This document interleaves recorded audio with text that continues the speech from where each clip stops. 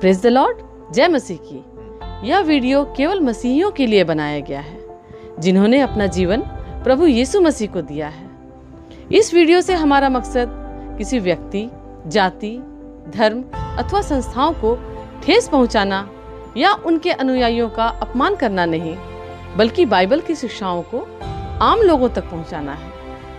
मुमकिन है कि बाइबल की ये शिक्षाएं कुछ लोगों की विचारधाराओं से मेल नहीं खाती, अतः उनसे अनुरोध है कि वे खुद को इस वीडियो से दूर रखें ताकि उनकी विचारधाराओं को ठेस न पहुंचे। आइए अब हम परमेश्वर का जीवित और सामर्थी वचन सुनते हैं भाई पॉल राजू के द्वारा। Praise the Lord. मैं पिता परमेश्वर का धन्यवाद करता हूं कि उसने फिर से यह अवसर दिया कि मैं आपके सामने प्रभु के एक सुंदर वचन के साथ उपस्थित हो सका।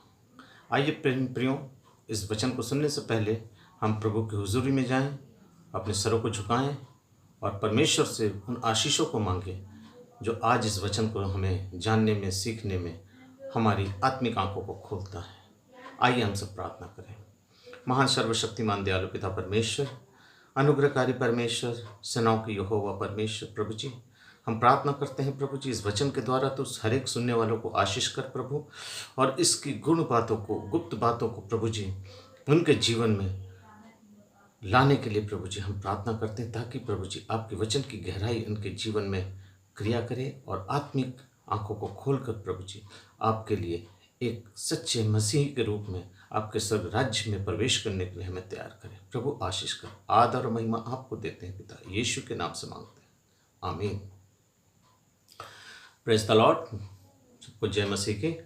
प्रियो, आज का जो हमारा संदेश है, आज का जो विषय है, मैं उस बारे में थोड़ा सा आपको पहले उसका इंट्रोडक्शन दे दूं, क्योंकि आज बहुत से लोग ये समझते हैं कि हमारे मसीहत में, खासकर मैं मसीहों की बात कर रहा हूँ, आज मसीहत में ये जो सुनने में आता है, सब कहते हैं कि मेरा यीशु आएगा, मेरा यीशु आएगा, मेरा यीशु आएगा। कुछ लोग कहते हैं कि 2000 साल से तो यही सुन रहा हूँ, यीशु आएगा, यीशु आएगा, लेकिन अब तक तो आया नहीं। कुछ लोग कहते हैं कि यीशु आकर चला गया। कुछ लोग कहते हैं कि अभी आने में उसकी बहुत देर है। नहीं प्रियो, इन सब बातों से अपना ध्यान हटा दीजिए, इन सब बातों से अपने आप को अलग कर लीजिए और हर समय तैयार रहिए कि मेरा यीशु किसी भी वक्त, किसी भी क्षण, किसी भी तरीके से वो आने वाला है, क्योंकि वचन कहता है कि मैं चोरों के समान आऊँगा। हाँ प्रियो, मेरा यीशु कब आ जाएगा ये हम नहीं जानते, बाइबल कहता है। सो प्रियो, आइए हम इस वचन को देखने से पहले मैं आपसे बाइबल से एक हवाला पढ़वाना चाहता हूँ, जो पाया जाता है दूसरा पत्रस, उसका 3 अध्याय, उसके 3 और 4 पद। दूसरा पत्रस, उसका 3 अध्याय, उसका 3 और 4 पद। वहाँ कुछ इस प्रकार से लिखा है, पहले ये जान लो कि अंत के दिनों में हंसी ठट्ठा करने वाले आएंगे, जो अपनी ही अभिलाषाओं के अनुसार चलेंगे और कहेंगे उसके आने की प्रतिज्ञा कहाँ गई, क्योंकि जब वे बाप दादे सो गए और सब वैसे ही जैसे सृष्टि के आरंभ से था। अर्थात वो लोग जो आज अपनी लालसाओं में, अभिलाषाओं में फंसे हुए हैं, संसारिक क्रियाओं में फंसे हुए हैं, काम धाम, रुपया पैसा, धन दौलत, हर तरह की उपलब्धियों को पाने के लिए अपने आप को जद्दोजहद में लगे हुए हैं, ऐसे ही समय में मेरा यीशु आने का वक्त है। हाँ प्रियो, बाइबल बतलाती है कि वो अपनी अभिलाषाओं के चलते हैं। मनुष्य की अभिलाषा, उनके आँख, उनके शरीर, उनके पेट, उनकी इन सब बातों के पीछे वो अपने समय को व्यतीत कर रहे हैं और इस घुमारी में रहते हैं कि मेरा यीशु आएगा। सुन रहे हैं लेकिन अपने आप को अभी तक तैयार नहीं किए हैं। सो प्रियो, आइए हम वचन की ओर चलते हैं, जहाँ पर वचन कहता है कि अंत के दिनों में कुछ लोग कहेंगे कि मेरा यीशु अभी तक नहीं आया। वो अपनी अभिलाषाओं में फंस के रहेंगे, लेकिन मेरा यीशु आएगा। यीशु आएगा, उसे नहीं मालूम कि ये मेरा यीशु कब आएगा, लेकिन वचन कहता है कि मेरा यीशु आएगा। सुना तो बहुत दिनों से है, कि यीशु आएगा, यीशु आएगा, वो अपनी दुल्हन को ले जाएगा, वो अपने दुल्हन के लिए आएगा, वो बादलों पर आएगा। लेकिन वो आएगा कब? उसके आने में देर हो रही है कहीं। क्यों देर हो रही है? प्रियो, आज मैं इन्हीं कुछ बातों से पर्दा उठाने चाहता हूँ कि यीशु के आने में ये जो विलंब है, ये जो देर है, ये वक्त जो गुजर रहा है, वो कितना कीमती और सेंसिटिव वक्त है। जब आज पूरा विश्व तरह तरह की बीमारियों में, तरह तरह के युद्धों में, तरह तरह की परेशानियों में, आज बाइबल की सारी भविष्यवाणियाँ पूरी हो रही हैं। तो ऐसे समय में जैसा वचन कहता है कि अंत के दिनों में महामारियाँ आएंगी, भूंडोल आएंगे, राज्य पर राज्य, जाति पर जाति चढ़ाई करेगी, देश पर देश चढ़ाई करेंगे। मेरे नाम से लोग तुम्हें सताएंगे, मेरे नाम से तुम्हें लोग हम अदालतों में खड़ा करेंगे। आज हम इन सभी चीज़ों को देख रहे हैं जो इस संसार में होता चला जा रहा है। लेकिन मैं आपको एक बात बता दूं, उसकी दुल्हन जो तैयार है, उसकी दुल्हन जो उसके आने की प्रतीक्षा कर रही है, वो दुल्हन आज उसकी बाट जो रही है, वो अपने दूल्हे के आने की खुशबू को पहचान लेती है। हाँ प्रियो, जैसे एक दुल्हन दूर से शहनाई बैंड की आवाज़ से ये जान जाती है कि उसका पति, उसका स्वामी आ रहा है, वो उसकी आवाज़ से पहचान लेती है। ठीक वैसे ही उसकी दुल्हन उसकी आवाज़ को पहचान लेती है।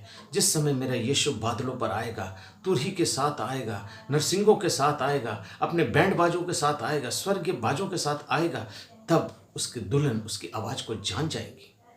हाँ प्रियो, आज हमें उस आवाज़ को सुनने के लिए अपने आप को तैयार रखना है, क्योंकि वचन कहता है कि मेरा यीशु आने वाला है। आज उसके जीवन में, हमारे यीशु मसीह के जन्म से पहले जितनी भविष्यवाणियाँ हुई थी, उससे कहीं ज़्यादा भविष्यवाणियाँ आज बाइबल में उसके दूसरे आगमन में, अर्थात उसके दोबारा आने के बारे में करी गई हैं। आज हम अगर वचन पढ़ते हैं, अगर आज हम वचन की स्टडी करते हैं, वचन को ध्यान से देखते हैं, या हम ऐसी कलीसियाओं से जुड़े हैं, ऐसे आत्मिक कलीसियाओं से जुड़े हैं जहाँ पर हमें ये पता चलता है, जहाँ पर हमें बाइबल सिखाया जाता है कि हमारा यीशु आने वाला है और उनके आने में क्या क्या तैयारियां हैं, क्यों देर हो रही है, तो हम इन सभी बातों को हो सकता है जानते हों। लेकिन अगर आप नहीं जानते हैं तो आइए मैं आपको बताना चाहता हूं कि मेरे यीशु के दूसरे आगमन की जो भविष्यवाणियां हैं, दूसरे आगमन के लिए जो तैयारियां हैं, उसमें देर क्यों हो रही है। जैसा कि दूसरा पत्रस उसका 3 अध्याय और उसके 9वें पद में लिखा है, प्रभु अपनी प्रतिज्ञा के विषय में देर नहीं करता जैसी देर लोग समझते हैं, पर तुम्हारे विषय में धीरज धरता है। ये नहीं चाहता कि कोई नाश हो जाए, वरन यह कि सबको मन फिराव का मौका मिले। इसका पहला कारण यह है कि मेरा यीशु चाहता है कि प्रत्येक व्यक्ति को मन फिराव का मौका मिले, अर्थात पश्चाताप करने का मौका मिले, क्योंकि पश्चाताप अगर हम नहीं करेंगे तो हम प्रभु के योग्य नहीं बन सकते हैं। आज हमें सच्चे पश्चाताप के साथ प्रभु के लिए अपने आप को तैयार करना है। प्रभु यीशु ने अपना खून सारी मानव जाति के लिए बहाया, सिर्फ ईसाइयों के लिए नहीं बहाया। लोग ये ना समझें कि ये ईसाइयों का मसीह है, ईसाइयों का भगवान है, ये कोई फॉरेन का धर्म है या कोई और है। नो, अपना 3:16 वहाँ लिखता है कि जो कोई इस पर विश्वास करे, परमेश्वर ने जगत से ऐसा प्रेम किया कि उसने अपना इकलौता पुत्र दे दिया ताकि जो कोई उस पर विश्वास करे। आप किस जाति, किस धर्म, किस कुल, किस खानदान, क्या है नहीं है, इससे कोई मतलब नहीं है। आज जो प्रभु यीशु मसीह पर विश्वास करता है और उसे अपना उद्धारकर्ता मानकर उसके पीछे उसकी आज्ञाओं पर चलता है, वही उसके लिए श्रेष्ठ है, वही उसका संतान है। अर्थात वचन कहता है जो कोई उस पर विश्वास करेगा वो नाश नहीं होगा परंतु अनंत जीवन पाएगा। आज हमारा प्रभु हमें अनंत जीवन देने के लिए इस जगत में आने वाला है। वो इस पृथ्वी पर शुरू में ही, आरंभ में ही, उत्पत्ति में ही, जब उसकी उत्पत्ति हुई थी, अर्थात जब उसका जन्म हुआ था, तभी ये भविष्यवाणियाँ हो गई थी। मत्ती 1:21 में जब हम पढ़ते हैं तो वहाँ पर साफ लिखा है, तो एक पुत्र जनेगी तो उसका नाम यीशु रखना, क्योंकि वह अपने लोगों का उनके पापों से उद्धार करेगा। हाँ प्रियो, मेरा यीशु आने वाला है, आप तैयार हो जाइए, क्योंकि और वक्त नहीं है। हो सकता है आप समझ रहे होंगे कि ये कौन है, ना ये कोई पास्टर है, ना ये कोई भविष्यवक्ता है, ना कोई बड़ा कोई स्कॉलर्स है, ना कोई है। हाँ प्रियो, मनुष्य क्या है नहीं जानता, लेकिन परमेश्वर का आत्मा उससे बात करता है। परमेश्वर जानता है ये कौन है। हाँ प्रभु, प्रियो, प्रभु के लिए तैयार हो जाइए, क्योंकि परमेश्वर ने अपने लिए गधी को इस्तेमाल किया और उसके मुंह से भविष्यवाणी करवा दी। हाँ प्रियो, आज कौन है क्या है ये मत देखिए, लेकिन ये देखिए कि उसके मुख से परमेश्वर का जो वचन निकलता है वो आपके लिए कितना कारगर है। आज वो वचन आपके जीवन में आपको छूता है या नहीं छूता है। पहला कारण है कि प्रभु यीशु मसीह के आगमन की देर इसलिए है कि वो प्रत्येक को मन फिराव का मौका देना चाहता है। वो चाहता है कि आज सबका उद्धार हो जाए, सब बच जाएं, क्योंकि उसका इस जगत में आने का उद्देश्य यही था कि वो चाहता था सबका उद्धार हो, और वो इस उद्धार को देने के लिए आज इस जगत में आ जाए। आज बहुत से लोग पश्चाताप नहीं करते, अपने गुनाहों को नहीं छोड़ते, नशा में, व्यभिचार में, गुंडागरी में, झूठ में, फरेब में, घूस में, तरह तरह के संसारिक पापों में लिप्त हैं और अपने आप को प्रभु के सामने समर्पित नहीं करते, अपने गुनाहों को नहीं मानते। हाँ प्रियो, संसारिक पाप एक है और एक आत्मिक पाप है जो हम परमेश्वर के साथ करते हैं। हम ये समझते हैं कि हमारा उद्धार हो गया, हम विश्वास करते हैं हमारा उद्धार हो गया, लेकिन इब्रानियों की पुस्तक उसका 5वां अध्याय उसके 14वें पद में लिखा है, विश्वास क्रिया बगैर अधूरा है। अगर हम विश्वास करते हैं कि हमारा उद्धार हुआ है तो उसको अपने जीवन में क्रिया में बदलना पड़ेगा।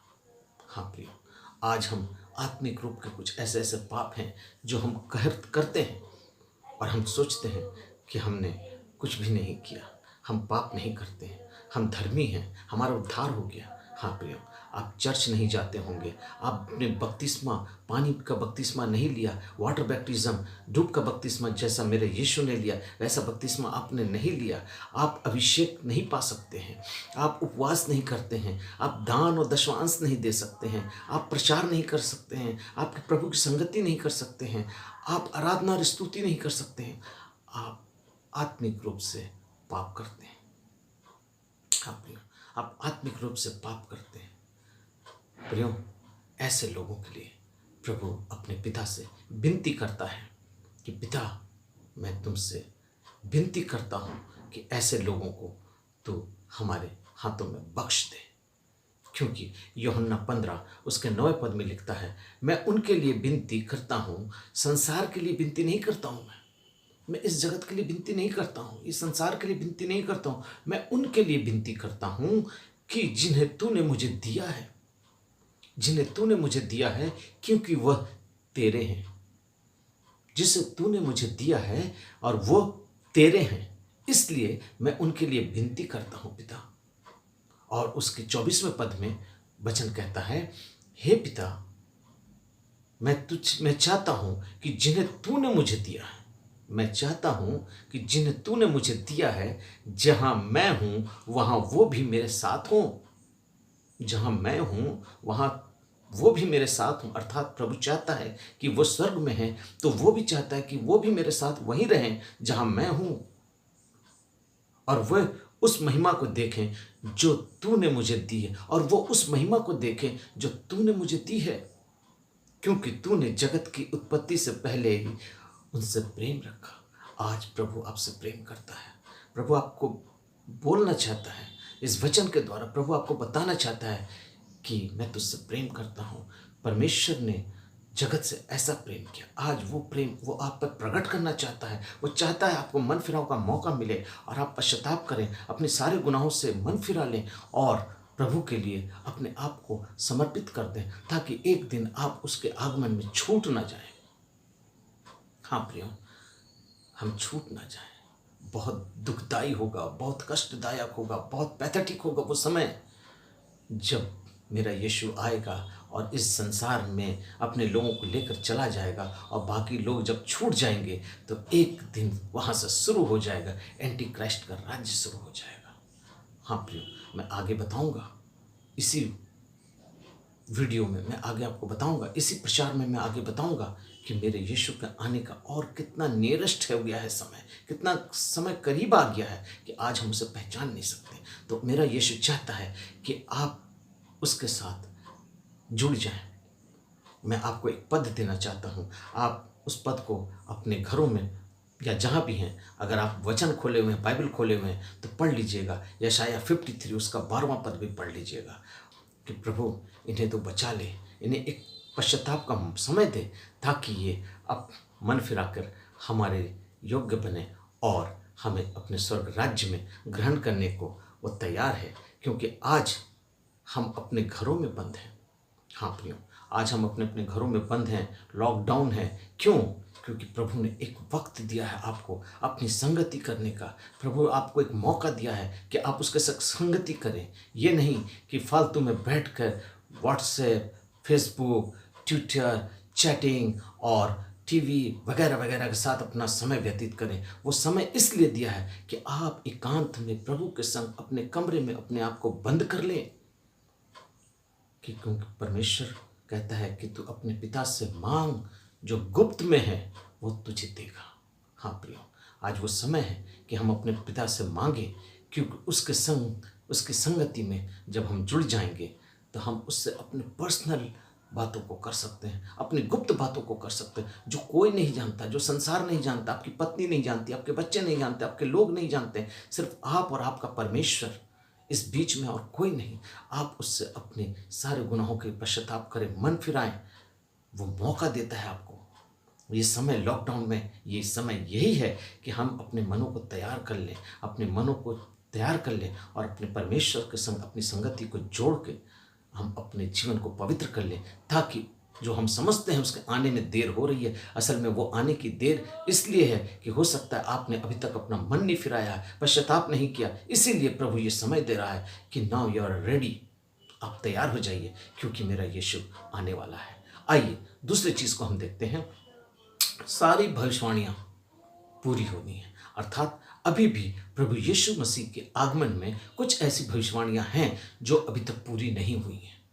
आइए मैं आपके लिए पढ़वाना चाहता हूँ प्रेरितों के काम, उसका 3रा अध्याय, उसका 21वां पद। वहाँ लिखता है, अवश्य है कि वह स्वर्ग से उस समय तक रहे जब तक वह सब बातों को सुधार न कर ले, जिसकी चर्चा परमेश्वर ने अपने पवित्र भविष्यवक्ताओं के मुख से की है, जो जगत की उत्पत्ति से होंगे। अर्थात प्रभु चाहता है कि एक एक वो बात जो उसने अपने भविष्यवक्ताओं के द्वारा की है, उन सभी बातों को वो पूरा करना चाहता है, क्योंकि उसके आने के लिए जितनी भविष्यवाणियाँ हुई हैं, उन सभी भविष्यवाणियों को वो पूरा होता हुआ देखना चाहता है।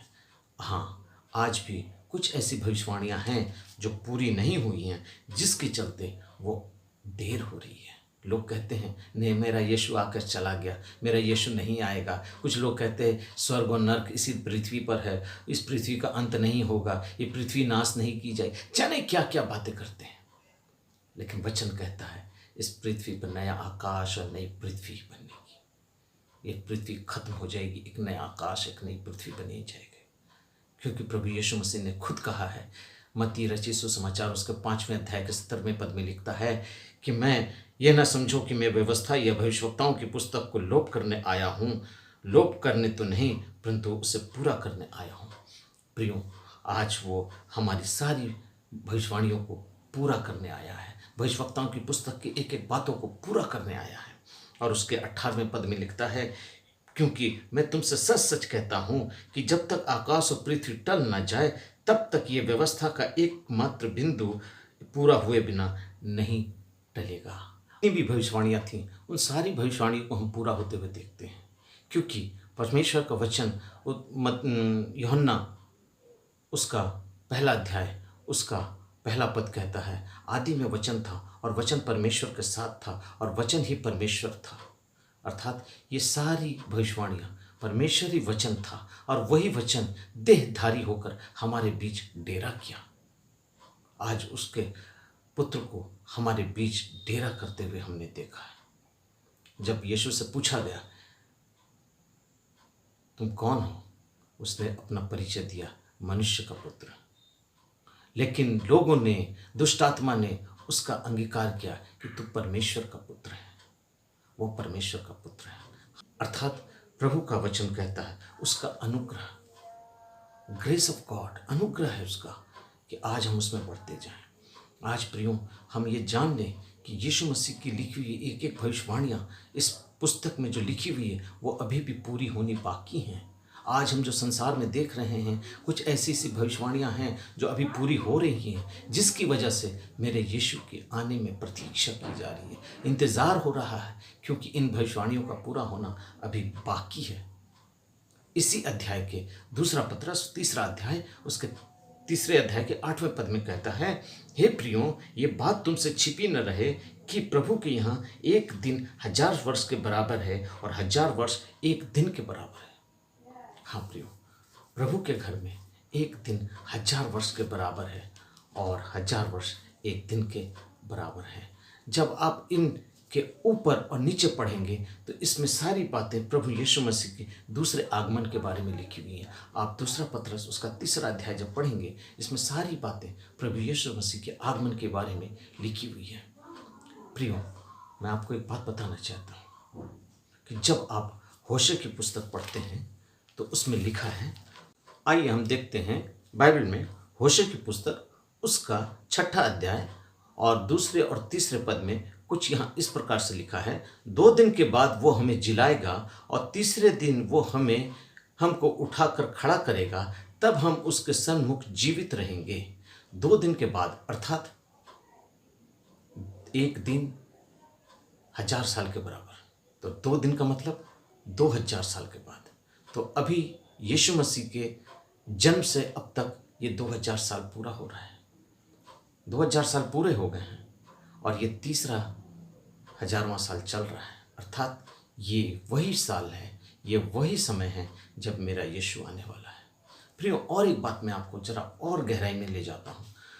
उत्पत्ति की से लेकर अब तक 6000 साल पूरे हो चुके हैं, अर्थात 6 दिन पूरे हो चुके हैं।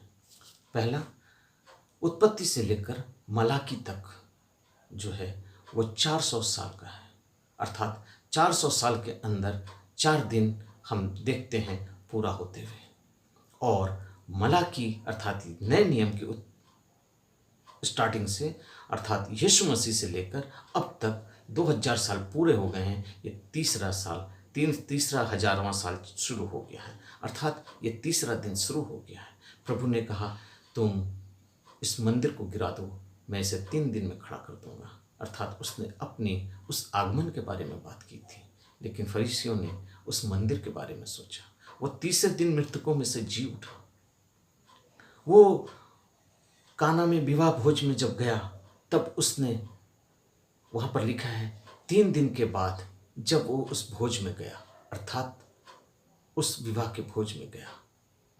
प्रियो, मैं उस बात को और आगे बताऊंगा, लेकिन मैं आपको इस वक्त बताना चाहता हूँ कि प्रभु यीशु मसीह के आगमन में 6 साल पूरे हो गए, अर्थात 600 साल पूरे हो गए हैं। ये 7वां साल शुरू है, अर्थात ये पीढ़ी प्रभु यीशु मसीह के आगमन को देखेगी, क्योंकि वचन कहता है एक दिन 1000 साल के बराबर है और 6000 साल पूरे हो गए, अर्थात 6 दिन पूरे हो गए हैं और 7वां दिन होगा ये प्रभु का राज्य का दिन। इसमें प्रभु का राज्य इस पृथ्वी पर स्थापित किया जाएगा।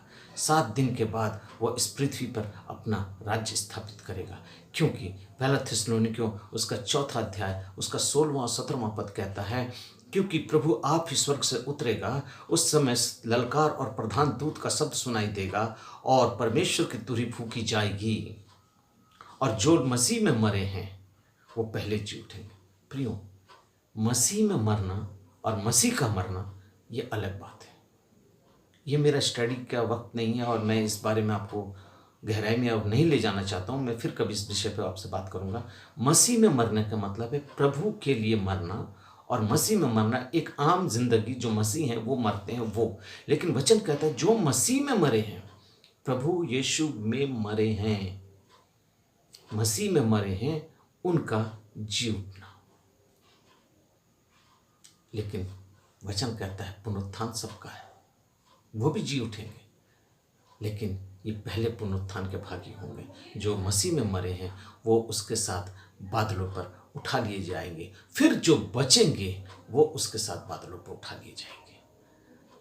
उसके 17वें पद में कहता है, तब हम जो जीवित हैं और बचे रहेंगे उसके साथ बादलों में उठा लिए जाएंगे कि हवा में प्रभु से मिले। हवा में, अर्थात वो स्थान जहाँ पर हमारा विवाह होने वाला है, अर्थात हम प्रभु के संग मिलने वाले हैं, वो स्थान हवा में हम मिलें, इसी रीति से हम उसके साथ सदा रहेंगे। प्रियो, यहाँ मसीहों की बात हो रही है, लेकिन यहाँ दो प्रकार के मसीह हैं, एक जिंदा मसीह और एक मुर्दा मसीह। मैं आपको और इसके बारे में और ज़्यादा नहीं बताना चाहता हूँ, बस इतना कहता हूँ कि जो मसीह में मरे हैं वो पहले जी उठेंगे। आइए अब मैं आपको और एक पद पढ़वाना चाहता हूँ जो प्रकाशित वाक्य उसका 19वां अध्याय उसके 7वें पद में लिखता है कि आओ हम आनंदित और मगन हो और उसकी स्तुति करें, क्योंकि मेमने का विवाह आ पहुंचा है कि उसकी पत्नी ने अपने आप को तैयार किया है। मेमने का विवाह अर्थात हमारे यीशु मसीह का विवाह, वो मेमना जिसको यूहन्ना बपतिस्मा देने वाले ने कहा, देखो ये जगत का मेमना है जो सारे जगत के पापों को उठाकर ले जाता है, वो मेमना, उसका विवाह का समय आ गया है। हाँ प्रियो, जब हम यूहन्ना 2 उसके पहले पद को हम देखते हैं, उसमें एक विवाह का, काना के विवाह का भोज का अभी मैंने आपसे जिक्र किया था। वो काना के भोज का विवाह है जहाँ पर वो 3 दिन के बाद उस विवाह भोज में गया और उसने वहाँ पर जाकर अपने जीवन का पहला आश्चर्य कर्म किया। वो 3 दिन के बाद, अर्थात वो तीसरा दिन, प्रभु यीशु मसीह के पुनरुत्थान का दिन, जिस दिन वो कब्र को छोड़कर निकला था, और आज भी हमारे लिए वो बादलों पर आने वाला है। 2000 साल गुजर गया है, उसकी भविष्यवाणियाँ पूरी हो रही हैं, 2000 साल पूरे हो गए हैं, ये तीसरा दिन शुरू हो गया है, पाँव फटने का दिन शुरू हो गया है, ये पाँव फट चुका है, सवेरे का वक्त है और इसके जी उठने का ये समय है जब वो उस कब्र से निकलता है। हाँ प्रियो, मैं आपको बताना चाहता हूँ, जैसे मैंने आपसे कहा था, आदम से लेकर अब तक 6000 साल पूरे हो गए हैं, अर्थात 6 दिन पूरे हो गए, 7वां दिन ये चल रहा है। क्योंकि दूसरा पत्रस उसके 3 अध्याय के 8वें पद में मैंने आपसे पढ़वाया था कि वहाँ एक दिन 1000 साल के बराबर है, अर्थात वो 6 दिन पूरे हो चुके हैं, ये 7वां दिन चल रहा है, अर्थात 6000 साल पूरे हो चुके हैं और ये 7वां दिन चल रहा है। और इसी 7वें दिन में 1000 का साल के बाद इस पृथ्वी पर प्रभु का जो सिंहासन है, प्रभु का सिंहासन रखा जाएगा, परमेश्वर का राज होगा। ये पीढ़ी अर्थात इस जो 1000 साल के अंदर जो पीढ़ियाँ होंगी, ये पीढ़ी उसको देखेंगी। हाँ प्रियो, आप ये न समझिए कि हमारी भविष्यवाणियाँ भी बहुत बाकी हैं या बहुत पूरी हो चुकी हैं, मेरे यीशु में आने में देर है। प्रियो, कुछ ऐसी बातों को, गुप्त बातों को मैं जल्दी से जल्दी आपके सामने बताकर ख़त्म करना चाहता हूँ, ताकि आप जान जाएं कि अभी कुछ ऐसी भविष्यवाणियाँ हैं जो प्रभु की वो पूरी नहीं हुई हैं, जिसकी वजह से प्रभु इंतज़ार कर रहा है, अपनी उन भविष्यवाणियों को पूरा होने को दे रहा है। क्योंकि उसने कहा है कि मैं जब तक इस व्यवस्था की पुस्तक की एक एक बातें पूरी ना हो जाएं, तब तक मेरा आना है, पूरा हो जाना है। एक एक बातें जब तक पूरी ना हो जाए, एक बिंदु भी ना टलेगा, हर एक बात पूरी होगी। जो इस वचन में लिखा है वो सारी बातें पूरी होंगी, तब मेरा यीशु इस धरती पर अपने दूतों के साथ आएगा, अपनी दुल्हन को ले जाने के लिए, जो उसकी प्रतीक्षा कर रहे हैं, जो उसका इंतज़ार कर रहे हैं, अपने यीशु के संग उस बादल पर जाने के लिए, उसके विवाह में उसकी दुल्हन बन के उसके साथ रहने के लिए जो इंतज़ार कर रहे हैं, वो आने वाला है। आइए मैं तीसरा स्टेज आपको दिखलाता हूँ, अर्थात तीसरा पॉइंट मैं बतलाता हूँ कि वो उसके आने में देर इसलिए हो रही है कि उसने अभी वो जगह तैयार नहीं की रखी है, अर्थात वो जगह अभी तैयार हो रही है जिसका इंतज़ार हम कर रहे हैं, जिसके लिए प्रभु ने अपने लोगों से वादा किया है, अपने दुल्हन से वादा किया है कि मैं अपने पिता के पास जाता हूँ और जब आऊँगा मैं तुम्हें वहाँ ले जाऊँगा कि जहाँ मैं रहूँ वहाँ तुम भी रहो। जैसा कि हम यूहन्ना 14 उसका 2 और 3 पद में हम देखते हैं, वहाँ लिखता है, मेरे पिता के घर में बहुत से स्थान है रहने के, यदि ना होते तो मैं तुमसे कह देता, क्योंकि मैं तुम्हारे लिए जगह तैयार करने जाता हूँ।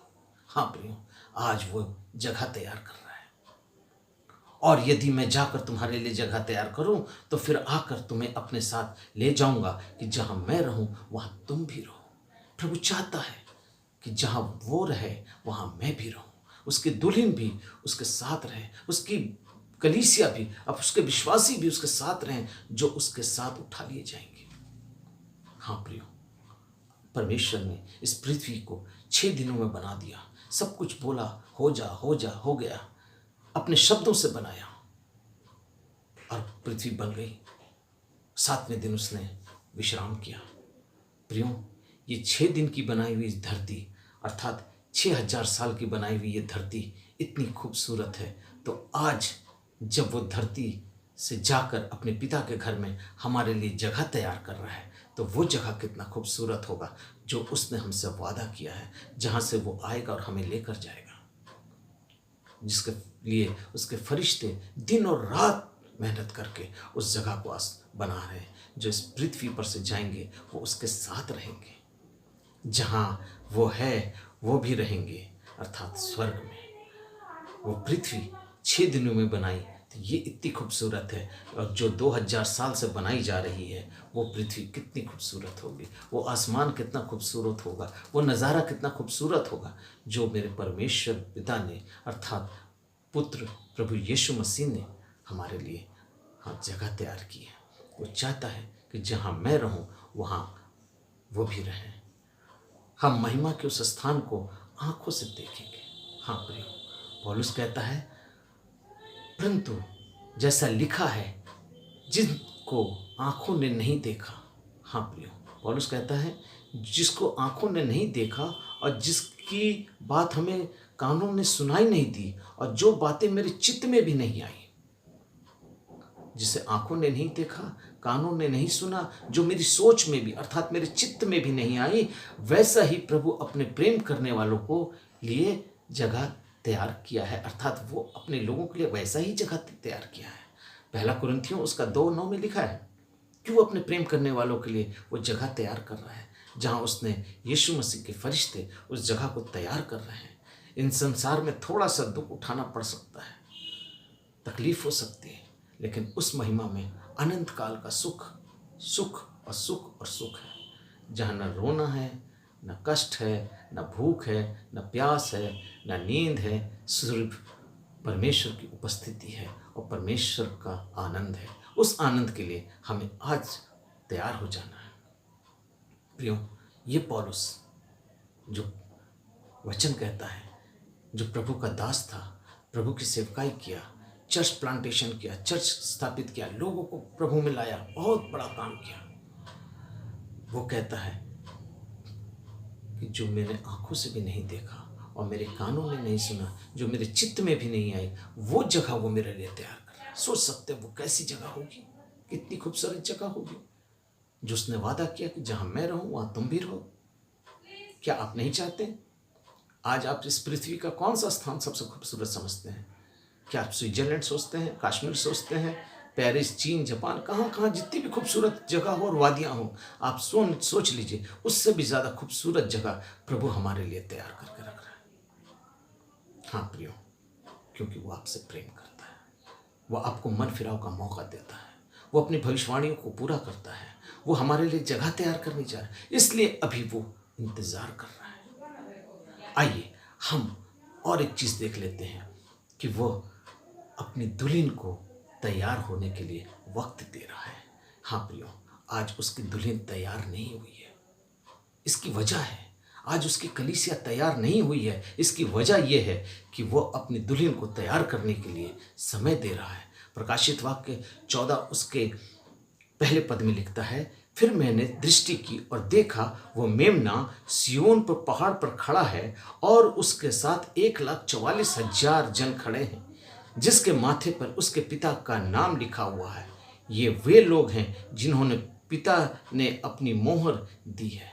प्रियो, आज उस दुल्हन की संख्या बताई गई है 1,44,000।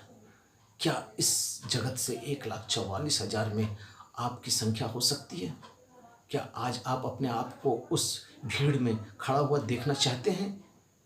बहुत से लोग, बहुत से उपदेशक, बहुत से प्रीचर, बहुत से प्रभु के बड़े बड़े स्कॉलर्सों ने इसकी व्याख्या कुछ अलग ढंग से करी है। उन्होंने कहा याकूब के गोत्रों के 12 गोत्रों में से लोगों को लेकर ये कल 1,44,000 होंगे।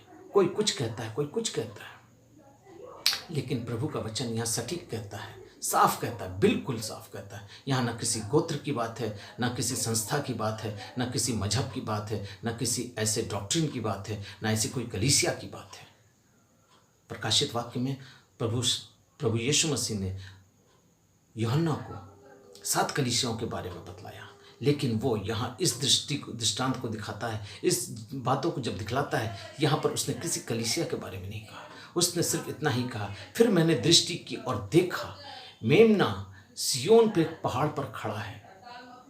यूहन्ना कहता है, फिर मैंने दृष्टि की और देखा मेमना सिय्योन के पहाड़ पर खड़ा है और उसके साथ 1,44,000 जन हैं, जिसके माथे पर उसके पिता का नाम लिखा है। उसके पिता का नाम लिखा है, उसके माथे पर उसके पिता का नाम लिखा है। वो वे लोग हैं जिन्होंने पिता ने अपनी मोहर दी है, जिनको पिता ने अपनी मोहर दी है। प्रियों, आज हम जब उसके सिंहासन के सामने खड़े होंगे तो हमारे माथे के ऊपर एक मोहर दी जाएगी, अर्थात प्रभु अपने लोगों को, अपनी दुल्हन को ले जाएगा, इस सर के ऊपर अपनी छाप देगा। और अगर आप छूट जाएंगे तो जानते हैं फिर क्या होगा? आपके माथे के ऊपर 666 का छाप दे दिया जाएगा। इस जगत का, इस संसार का वो हाकिम अपना छाप देगा। तब आप इस जगत में रहकर अपनी दिनचर्या के लिए, अपनी ज़रूरतों के लिए, अपनी आवश्यकताओं के लिए, अपनी सारी ज़रूरतों को पूरा करने के लिए उन 666 के माध्यम से अपना खरीद फरोश कर सकते हैं, अपना लेन देन कर सकते हैं। वो चिप आपके जिस्म में डाल दी जाएगी। मैं उस विषय पर भी बात नहीं करना चाहता हूँ, बस इतना कहना चाहता हूँ, अगर आपके माथे पर प्रभु का छाप नहीं है, आप उसकी दुल्हन नहीं हो सकते हैं। आपको वो मुकुट नहीं मिलेगा जो उसने आपके लिए तैयार किया है। प्रियो, अब मैं कुछ आपके लिए कड़े शब्द को इस्तेमाल कर रहा हूँ, मुझे माफ़ करिएगा। मैं आज उन मसीह भाई बहनों से, उन कलीसियाओं से बात कर रहा हूँ जिन्होंने अपने सर को प्रभु के लिए लज्जित कर दिया है, अपने सर को प्रभु के लिए व्यभिचार का जगह बना दिया है, अपने सर को प्रभु के लिए गिरा दिया है। हाँ प्रियो, आज इसी सर पर हम बिंदी लगाते हैं, इसी सर में हम सिंदूर लगाते हैं, इसी चेहरे पर हम लिपस्टिक लगाते हैं, इसी चेहरे पर हम आईब्रो लगाते हैं, इसी सर के ऊपर हम तरह तरह के डाई लगाते हैं, कभी नीला, कभी लाल, तो कभी काला, कभी बरगंडी कलर, और जाने क्या क्या लगाते हैं। प्रियो, ये सर मेरे खुदा का है, ये सर मेरे खुदा का है। इस सर के ऊपर उसकी मोहर लगनी है, इस सर के ऊपर उसका अधिकार है, इस सर के ऊपर और किसी का अधिकार नहीं। आप अपने आप को कितना खूबसूरत बनाना चाहते हैं? इस चेहरे को आप कितना खूबसूरत बनाना चाहते हैं? प्रियो, ये सर मेरे खुदा का है, क्योंकि उसने अपनी दुल्हन के लिए एक मुकुट रखा है। वो मुकुट आपके सर पर रखा जाएगा। वो 666 का चिन्ह नहीं लेकर अपने पिता का छाप दिया जाएगा, जो उस मेमने के सिंहासन के सामने खड़ा होगा। प्रियो, ये बातें मुझको बोलते हुए भी दुख लग रहा है, क्योंकि मैं जानता हूँ कि इन बातों से बहुतों को ठेस पहुँचता है, लेकिन ये सच्चाई है कि अपने सर को अपने परमेश्वर के सामने उंडेल दीजिए। ये सर अपने परमेश्वर के सिजदे में झुक जाइए। इससे पहले कि आप किसी व्यक्ति के सामने झुकते हैं, किसी व्यक्ति के स्थान पर झुकते हैं, या किसी मूर्त के सामने झुकते हैं, या किसी पत्थर के सामने झुकते हैं, या किसी देवी के सामने झुकते हैं, या किसी मनुष्य के सामने झुकते हैं, इससे पहले कि सर आपका उसके सामने झुके, ये सर पहले अपने परमेश्वर के सामने झुका दीजिए। हाँ प्रियो, ये सर अपने परमेश्वर के सामने झुका दीजिए, क्योंकि उसने कहा है कि मुझे छोड़ और तू किसी को दंडवत ना करना, ना उसकी उपासना करना, क्योंकि मैं तुम्हारा परमेश्वर पिता। हाँ प्रियो, ये सर उसका है। इस सर के द्वारा उसकी महिमा होनी, इस सर के ऊपर और किसी का अधिकार नहीं है। अगर इस अधिकार को आपने किसी और को दिया तो वहाँ परमेश्वर अपना अधिकार छोड़ देता है। हाँ प्रियो, आप प्रभु की दुल्हन बन जाइए। प्रभु की दुल्हन जैसे तैयार होती है, उसको उसका जब दूल्हा लेने आता है, तो आप जैसे भी हों, उसकी दुल्हन जैसी भी हो, जब उसने उसके साथ मंगनी कर ली है तो वो हजारों के बीच में भी जाकर अपनी दुल्हन को बुलाता है और अपनी दुल्हन के पास बैठता है। आपने बहुतों की शादी देखी होगी, आपने अपनी शादी देखी होगी। आपकी शादी के वक्त उस चर्च में, उस जगह पर एक से एक खूबसूरत लड़कियां होंगी, एक से एक ड्रेस पहनी हुई अच्छी अच्छी लड़कियां होंगी, वेल एजुकेटेड होंगी, अच्छी लड़कियां होंगी, लेकिन आप सिर्फ उसी के बगल में जाकर बैठेंगे जिसको आपने पसंद किया है, जिससे आपकी मंगनी हुई है। हाँ प्रियो, आज मेरा दूल्हा, मेरा यीशु मुझसे मंगनी कर चुका है। आज वो आएगा तो सिर्फ मेरे लिए आएगा। आप इतना इंतज़ार कीजिए कि मेरा दूल्हा आएगा तो सिर्फ मेरे लिए आएगा। लाख इस जगह पर और भी कोई खूबसूरत हो व ना हो, आज भी भले कोई कलीसिया इससे अपनी आपको पवित्रताई को सपोर्ट करती हो, अपनी पवित्रताई का मोहर लगाती हो या अपनी पवित्रताई का बखान करती हो, लेकिन आप व्यक्तिगत रूप से अपने आप को अपने प्रभु के लिए तैयार कर लीजिए, क्योंकि आप व्यक्तिगत रूप से उसकी दुल्हन है। यस, आप व्यक्तिगत रूप से उसकी दुल्हन है और मेरा यीशु मेरा दूल्हा है। और मैं आपको और ज़्यादा इसमें नहीं बोलना चाहता हूँ, क्योंकि मैं जानता हूँ आज संसार में बहुत से लोग हैं जो इन तरह की क्रियाओं में हैं। मुझे माफ़ करिएगा, I am telling very frankly, क्योंकि मैं न किसी पास्टर के अधीन हूँ, ना किसी कलीसिया के अधीन हूँ, ना मैं किसी व्यक्ति के अधीन हूँ, ना मुझको कहीं से सपोर्ट मिलता है। मैं बिल्कुल वही कहता हूँ जो मेरा वचन कहता है, और जो परमेश्वर का आत्मा मुझसे बोलने को कहता है मैं वही कहता हूँ। मुझको किसी का डर नहीं, मैं किसी का डर नहीं मानता। मैं सिर्फ डरता हूँ तो अपने जीवित परमेश्वर से और अपने खुदा से डरता हूँ, क्योंकि उसकी लिखी हुई बातें एक भी पूरी हुई बगैर नहीं टलेगी। आसमान और ज़मीन टल जाएगा, लेकिन इसकी लिखी हुई एक एक बातों को पूरा होना, ये मेरे प्रभु यीशु मसीह के आगमन की पहचान है कि वो पूरी होगी। हाँ प्रियो, आज बहुत से लोग कहते हैं कि मेरा यीशु आएगा, लेकिन अपनी मौज मस्तियों में रहते हैं, जैसे नूह के दिनों में हुआ था। नूह के दिनों में वचन कहता है कि वो नूह 120 साल प्रचार किया, लेकिन किसी ने भी मन नहीं फिराया।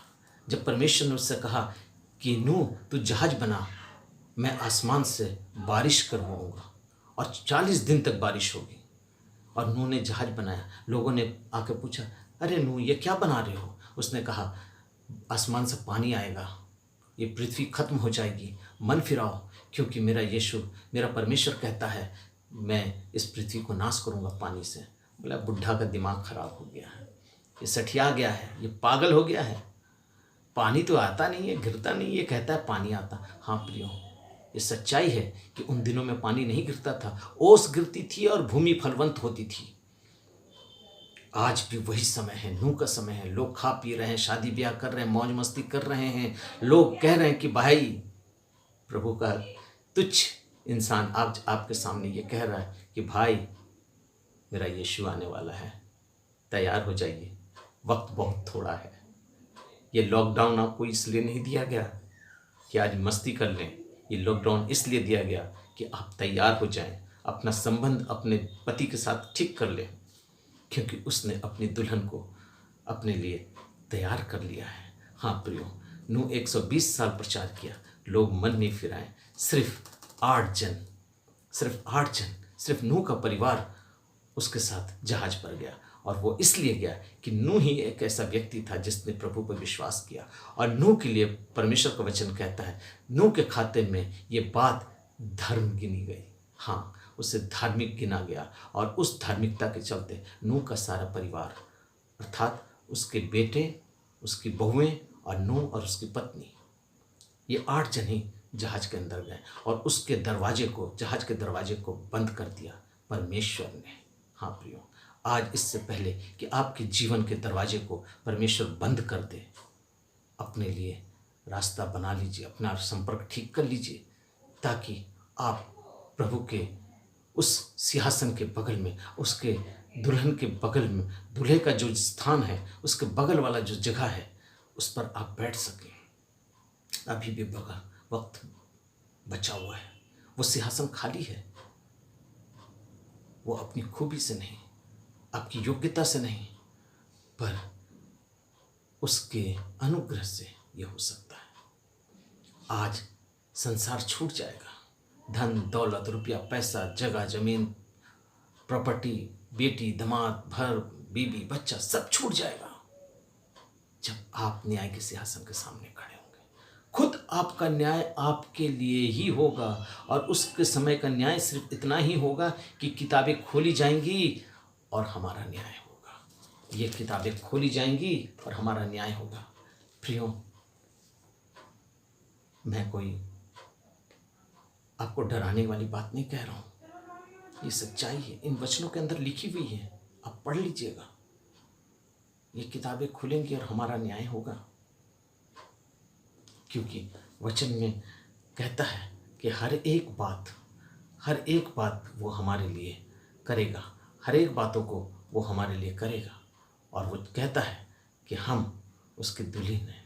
आपको याद होगा, एक टीवी में सीरियल आता है, सीरियल कह रहा हूँ, टीवी में एक ऐड आता है LIC का, उसमें लिखता है जिंदगी के बाद भी, अर्थात जीवन के साथ भी जीवन के बाद भी।